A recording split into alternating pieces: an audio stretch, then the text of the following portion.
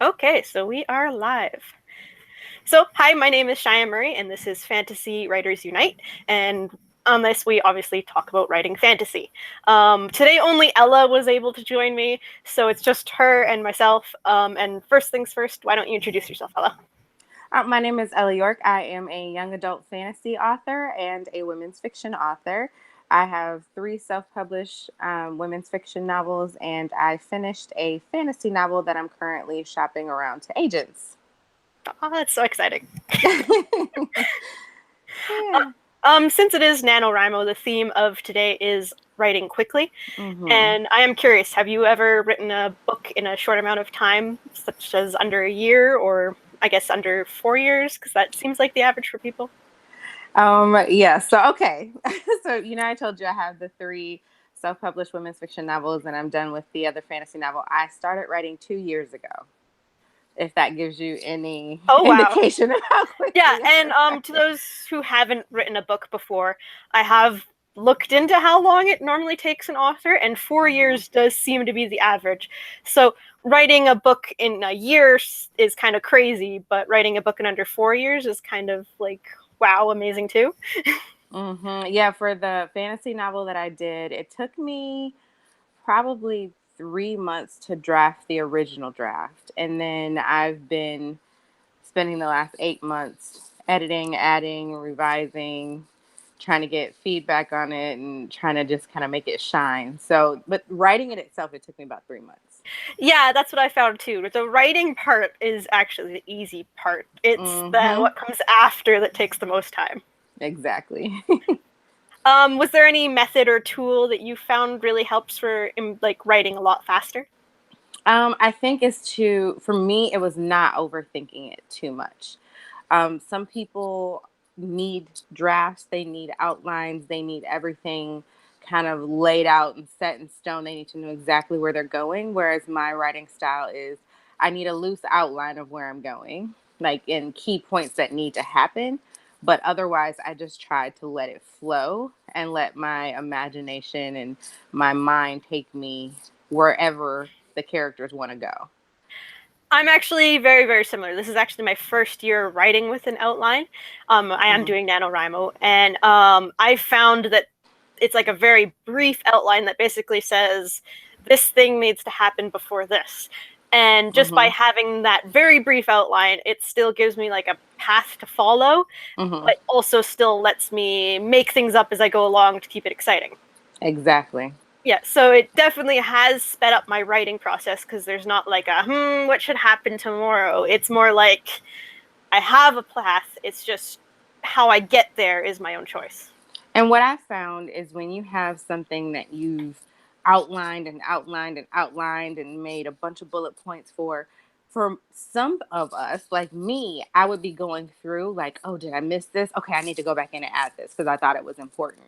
Instead of letting the story kind of flow. And in that case, I find myself doing a lot of like going back before I even get anywhere and saying, I missed point A. I got to go find a place to put point A. Yeah, that's something I've noticed too. And like for example, going back to the whole never finishing your book type thing Mm-hmm. because of going back and editing. I found that's actually the reason why it took me so long to ever finish a book is because I would always be like, oh, but I should go rewrite that first chapter. Oh, I forgot this in the first chapter. Oh, I need to do that.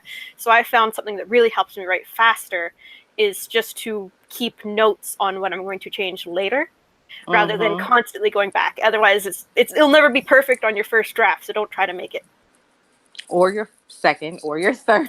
Yes, yes, exactly. It It will definitely, never. yeah, no, no, Yeah, yeah. and I, kind of going back to that, one of the things that's just so key, and I cannot stress this enough, is when you're trying to draft fast, don't go back. Do not go back and reread. Unless it's like you need to go, you took a break from writing for the day or a couple of days and you need to see what you wrote last to see where to pick up. Do not go back and reread that book from the beginning because you will literally not get anywhere. Don't do it. Yeah, yeah. Like for example, the novel I'm writing now. Yesterday I realized I totally haven't added in a character that is very important to the novel. I'm only like not even halfway through yet, but the fact that I forgot about him was horrifying, and I desperately wanted to go back and remember to add him in, but I'm not letting myself.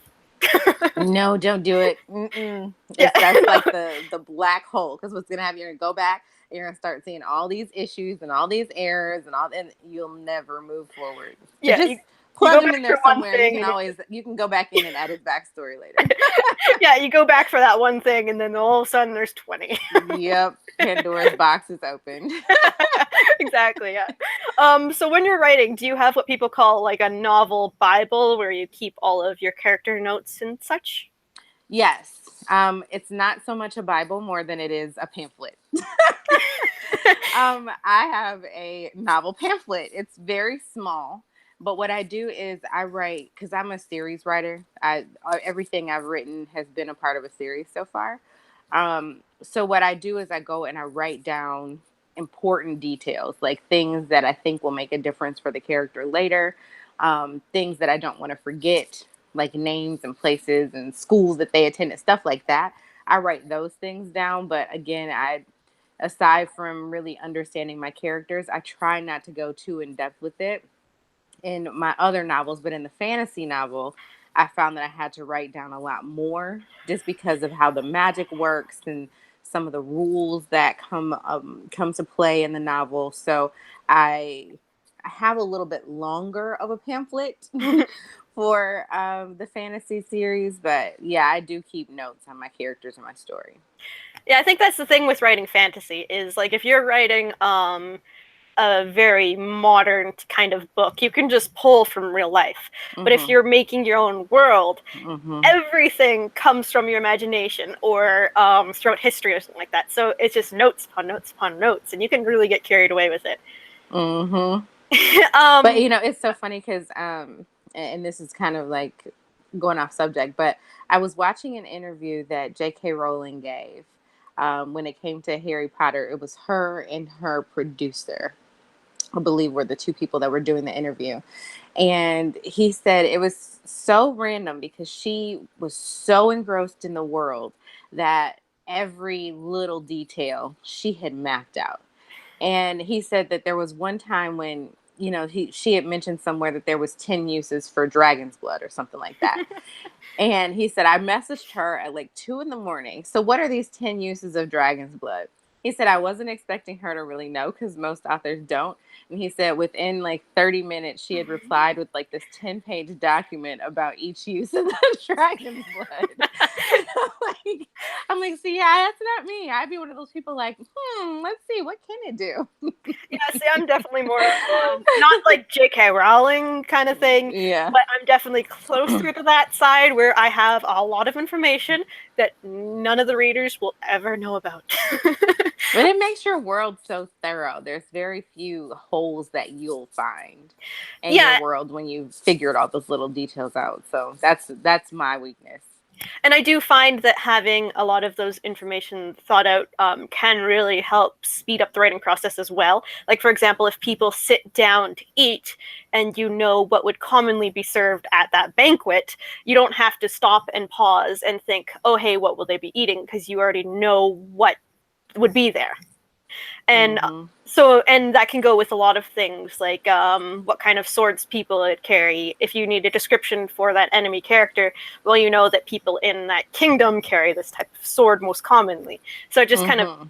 takes away a lot of the sort of panic of trying to make up something that would work.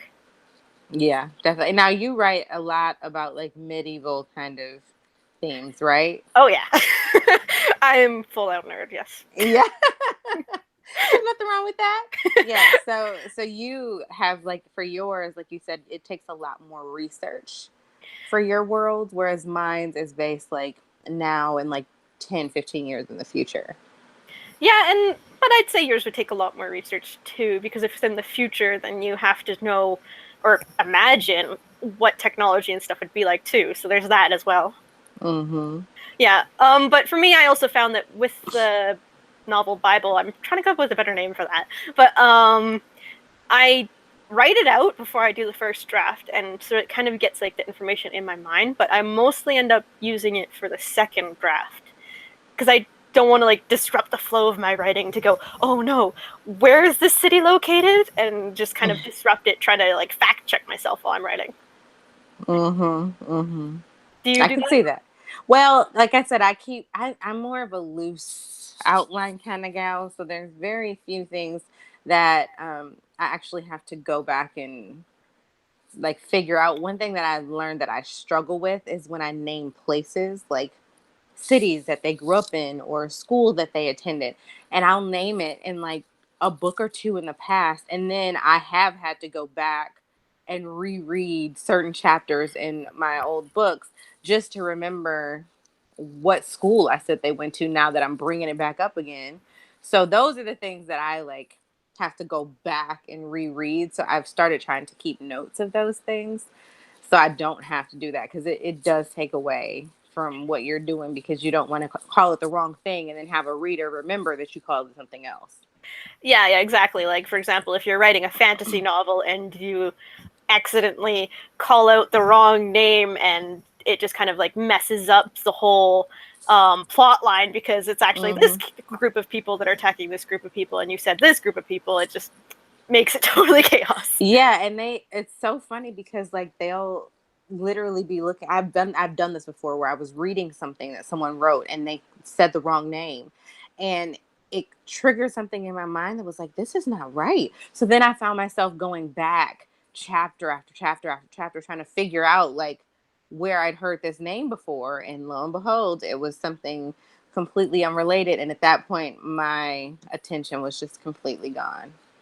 Yeah, and that actually is common for like timeline mistakes as well. Like, I think it was Aragon. I remember reading that in high school, and there's like a scene where spoilers, the main character gets a cut across his back. And if I remember correctly, at the end of the book it says he was asleep for this set amount of time, and then at the start of the next book it said that he was asleep for a totally different set of time. So it's like little things like that that I think is important to jot down as well for the next book. Yes, absolutely, because it's easy to get lost in those little details. Yeah, and you don't think they matter until, hey, you messed up your whole timeline. And now everybody's thrown off. Yes, exactly. So how about you? Are you writing any NaNoWriMo books?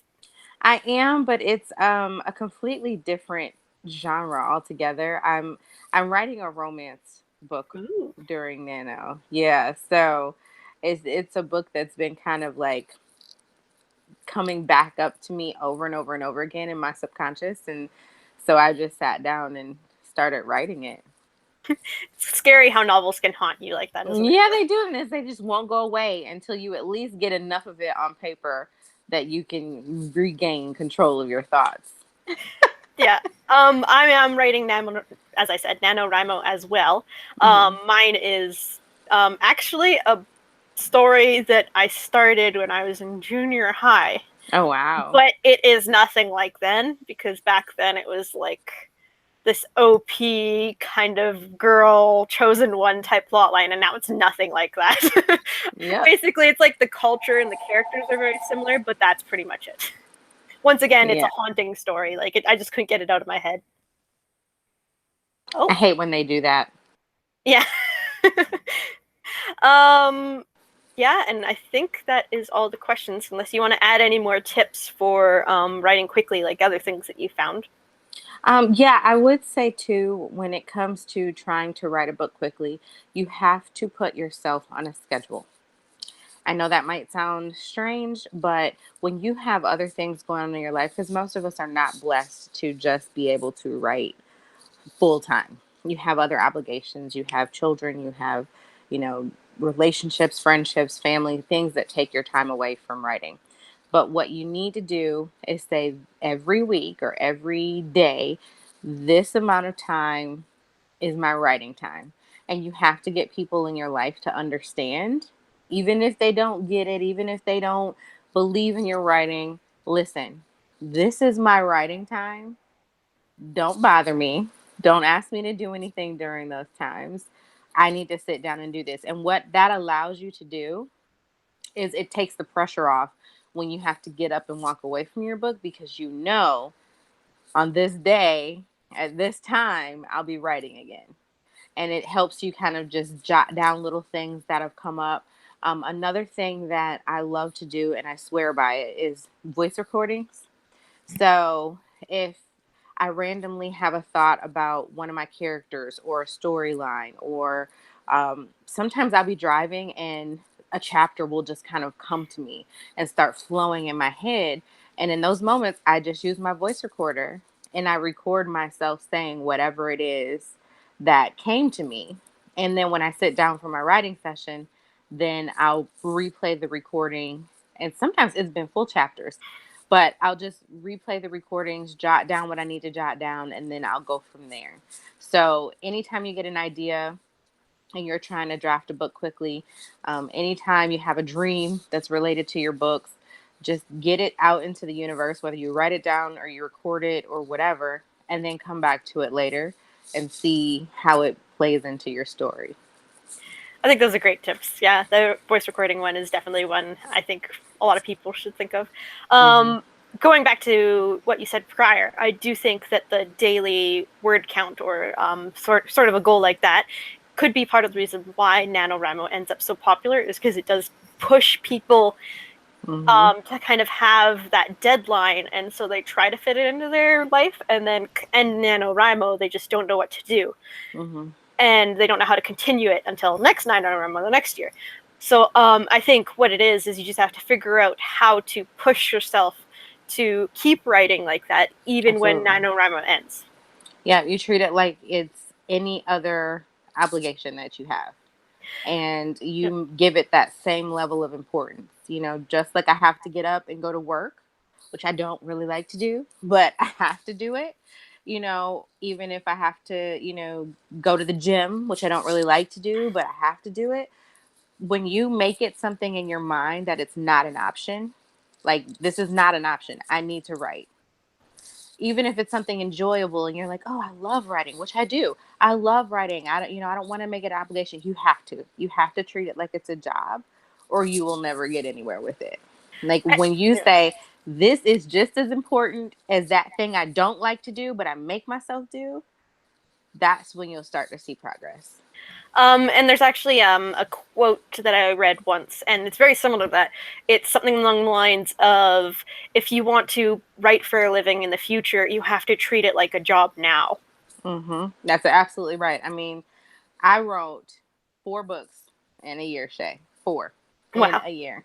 And were they all perfect? No. But the thing is, I made it a priority. You know, Tuesday and Thursday, I'm like, I need y'all to help me figure this out. You know, like when my husband had an evening off of work, I'm like, I need you to watch her. I will be going to work I'm going to write after I get off work. And it just became a routine. Everybody in my life was used to it. Like, okay, well, she's going to go write when she gets off today. And it turned into something that I needed to do. And it wasn't like, oh, well, can't you just not write today? You know, it's not that big a deal. No, I need to write. This is my writing time. So I'll see y'all when I get back. Yeah. Another thing too, sorry, about that is, if you know, like me, if I walk in the door, I can forget about going back. Like after I worked all day, like if I walk in my door to my house, I can forget about going back to write. I'm just not going to do it. I'm going to get home. I'm going to get comfortable. I'm going to get distracted. My daughter's going to start playing with me, and it's a wrap. So I know I'm learning my boundaries. I can't walk in the door and expect to go back out and be productive. So I bring all my stuff with me when I go to work, and then I go to Starbucks. I go to dinner. I go do something that is not my house where I can just concentrate right away when I get off work. And because I love doing it, I'm not too tired to do it. Does that make sense? Like I'll work 9 hours and then I'll go write for 4 or 5 hours because I love it. So, you know, like you just make that time, figure out what your triggers are. Like mine's is home. I can't come home or I will never get anything done. Well, I think that's really, really important. Like if you don't show that the writing is important to yourself, the people around you won't realize how important it is to you as well. So you have to set that time for yourself and show these people, hey, I am writing during this time, and then hopefully the people around you will learn how important it is to you to have that time. Absolutely. You make it a priority, they will. Exactly, yes. Yeah. Yeah, so is that about it? Sounds good. Okay, a very short video today, but that's okay because it's just the two of us. And yeah, did you want to mention again where people can find you if they would like? Absolutely. You can find me on Twitter, Instagram, or Facebook at the Ella York. Shay put that down in the description box down below, so you can go ahead and check that out. Or you can also go to my website, www.ella-york.com. Okay, thank you for joining us. Thank you for having me, Shay. Yeah, bye. Bye.